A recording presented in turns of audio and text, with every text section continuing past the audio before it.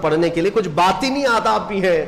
تم 10 بار نہا لو, 10 بار وضو کر لو, قرآن کو ظاہری آداب کے اعتبار سے چھو تو سکتے ہو, باطنی آداب میں سب سے پہلی شرط یہ ہے قرآن پڑھنا ہو یا سننا ہو تو عشق مصطفیٰ ہونا چاہیے.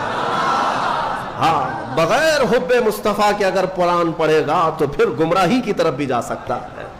قرآن تو قرآن ہے.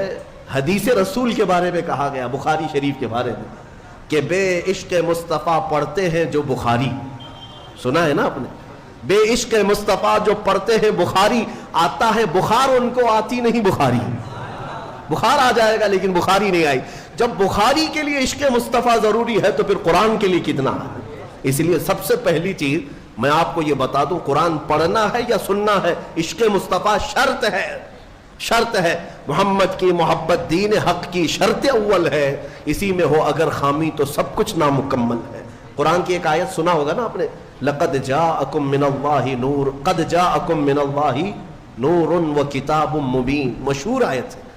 اللہ فرماتا ہے بے شک, بے شک اللہ کی طرف سے ایک روشن کتاب, قد جاءکم من اللہ نور و کتاب مبین, بے شک اللہ کی طرف سے ایک نور آیا اور ایک روشن کتاب.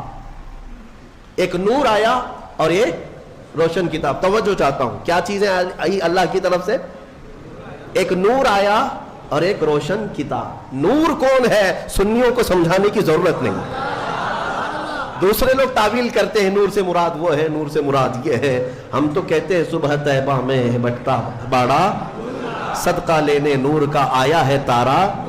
ارے ہمارا مزاج تو یہ ہے, بریلی کے امام نے ہمیں یہ سمجھایا ہے, وہی تو جوبن ٹپک رہا ہے, وہی تو جوبن ٹپک رہا ہے, وہی تو اب تک چھلک رہا ہے. نہانے میں جو گرا تھا پانی کٹورے تاروں نے بھر لیے تھے.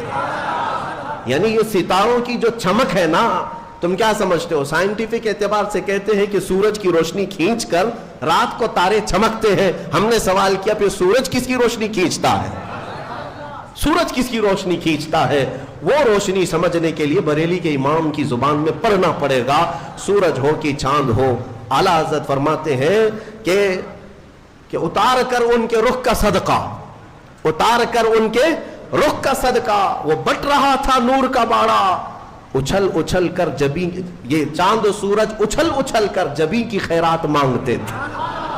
معراج کی شب میں چاند سورج اچھل اچھل کر جبی کی خیرات مانگتے تھے کہ اللہ یہ تیرے حبیب کا جو اترن ہے, نہانے میں جو گرا ہے اور پیشانی مبارکہ سے جو پانی ٹپکا ہے, چاند کہتا ہے وہ میری جھولی میں دے دیا جائے اور سورج کہتا ہے میری جھولی میں دے دیا جائے.